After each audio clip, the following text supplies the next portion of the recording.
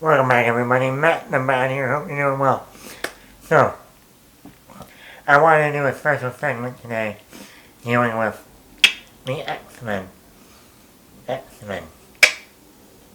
Um, I'm a huge X-Men fan outside of Batman and Spider-Man. I really consider X-Men one of my favorite superheroes. Um, um, but I wanted to do this today because I think I finally figured out what Marvel is doing, as in the MCU is doing with their X-Men when they bring the X-Men into the MCU. And I think, I gotta wonder, is it brilliant or lazy? And that is the topic of today's podcast.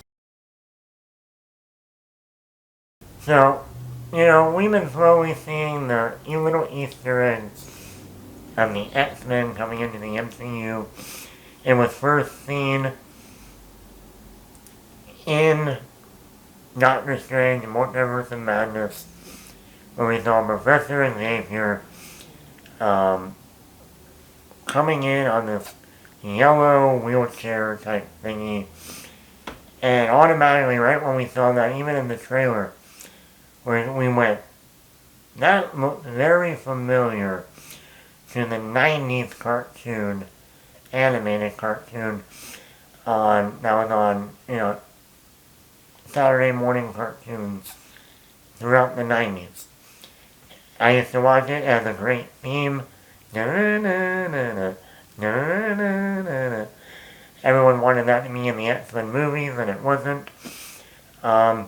And I said, okay, that's a nice little wink, nod, tip of the hat, if you will, of the 90s X-Men. Okay, we're good. We're good. We're good. And then we had the Miss Marvel show that near the end of that season, in one episode when they mentioned the word mutants, they had the theme song of the 90s X-Men come in. You start to hear the theme song. And it's like, okay, a little odd, but okay. We just say the word mutant and we're playing the theme song. What are you doing, Marvel? And then we got, then Deadpool 3 started shooting. And then it had to stop because of the actor strike, but it's going to resume in the next coming weeks. And then come out next year in 2024. And we see Wolverine, Hugh Jackman, return. Yes. We see Hugh Jackman, the Wolverine, on set. And we notice he's wearing the yellow suit from the 90s cartoon. And we don't know if he's going to be wearing that throughout the entire movie, or this is just for one scene. Once again, is this just another tip of the hat for fans who've always wanted to see Hugh Jackman in the yellow uniform from the 90s animated show? And then Miss Captain Marvel 2, the Marvels came out this past weekend. And in the post-credit scene, this is going to be a spoiler. So, if you don't want to hear what was in the post-credit scene, stop the video now. But in the post-credit scene, we see Beast, played by Kelsey Grammer, coming back.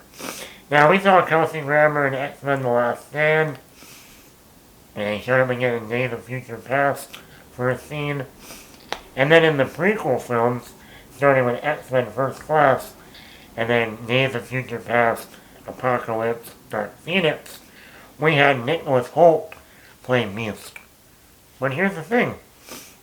If you look at the Beast of Kelsey Grammer, look at the Beast of Nicholas Hoult, they have a different design than the one from the 90s cartoon. Which is fine, Don't copy exactly what it looks like. Make up your own idea. Creative. As long as we get the character of Beast and we know it's him, fine. And then we see the Marvels post-credit scene, and we see Kelsey Grammer return as Beast but he looks very different from the Beast of X-Men The Last Stand. He looks more like the 90s cartoon animated show, with the hair a little bit more up, not as much hair down here, the glasses on, the scientist jacket on, a little bit more open here, very much like the 90s cartoon. You see more of his teeth. And I'm like, okay, I think now we figured out what's going on. Xavier and Doctor Strange, Wolverine and Deadpool 3, and now Beast and the Marvels, along with the 90s X-Men theme during the show Miss Marvel. It seems like, to me, Disney/Marvel is literally doing what they did with their animated films and turning them into live action. Pinocchio, The Lion King, Aladdin, Beauty and the Beast, Cinderella. They are taking the 90s cartoon X-Men, and now that 20th Century Fox, now that Disney owns 20th Century, and they own the X-Men rights, that includes the 90s cartoon, they are literally taking the animated show and turning it into live action.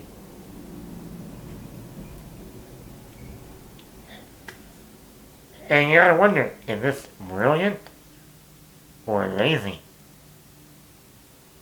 As Doc Ock said to Peter Parker, yes, brilliant but lazy. And I'm one of those people that's like, that's cool, you want to take the 90s cartoon that a lot of kids my age grew up watching and turn it into live action. Hey, why not? Cool. That will bring fans in. Marvel has done it in the past. Are they just going to keep repeating that? Oh, that'd be like if they had Batman. If they had Batman, then, well, we're going to do this Batman movie and we're going to take it from one universe to the other into our universe. So we're just going to bring back Christian Bale. We're not going to find our own Batman. We're just going to go with Christian Bale. Hey, I would love it. Most people would love that. Well, once again, it's one of those ideas of, that's brilliant, everyone likes Christian Bale. If you don't, you're a moron. Just kidding. But why not cast another actor to play Batman? There's hundreds of actors out there. I mean, I can name a bunch of them that can play Batman. But then you go, but why? But why? What was the point? You're Marvel. You're the MCU. You've got the rights to X-Men now. You can do and create whatever you want. Why are you just taking the animated show and translating it into live action? With the same costumes, the same look, the same everything. And then you got then it gets even more crazy. Because then you go, well, if you're bringing back Kelsey Grammer, and you're bringing back Patrick Stewart, and Hugh Jackman, we don't know what his future is, but there's rumors that he's going to be in the Avengers Secret Wars.